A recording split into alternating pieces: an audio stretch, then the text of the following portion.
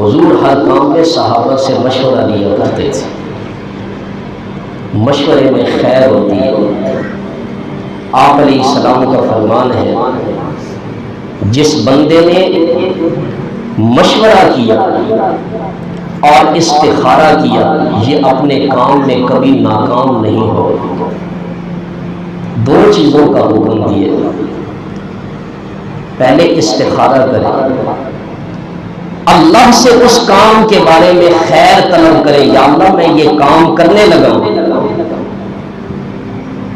یہ کام میرے لیے بہتر ہے، تو میرے دل میں اس کے لیے اطمینان پیدا فرما دے۔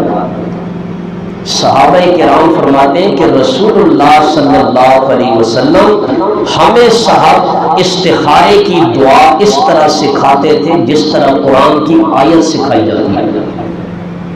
انصاف سے بتائیں، آج ہم کوئی بھی کام کرتے ہوئے اس سے پہلے استخارہ کرتے، اپنی سوچ کو پہلے رکھتے، میں بڑا ذہین ہوں، بڑا تاجر ہوں، سمجھدار آدمی ہوں، اپنی سوچ کی بنا پر آگے چلتے ہیں، جب ٹھوکر لگتی ہے تو اس کے بعد کیا کرتے ہیں؟ مولوی صاحب سے آ کے مشورہ کرتے، میرا بڑا نقصان ہوا۔ اللہ کے بندے سب سے پہلے حضور کے فرمان پہ عمل کریں، استخارہ کریں، اور یہ بھی یاد رکھیں استخارہ خود کرنا چاہیے۔ بہتر یہ ہے کہ خود استخارہ کریں،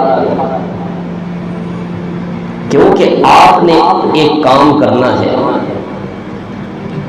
اس کام کے لیے جتنی تڑپ آپ کے دل میں کسی اور کے دل میں ہو سکتی ہے، اور استخارے کے بعد کسی اچھے آدمی سے جو اس کام کے متعلق مہارت رکھتا ہو اس سے مشورہ کرے،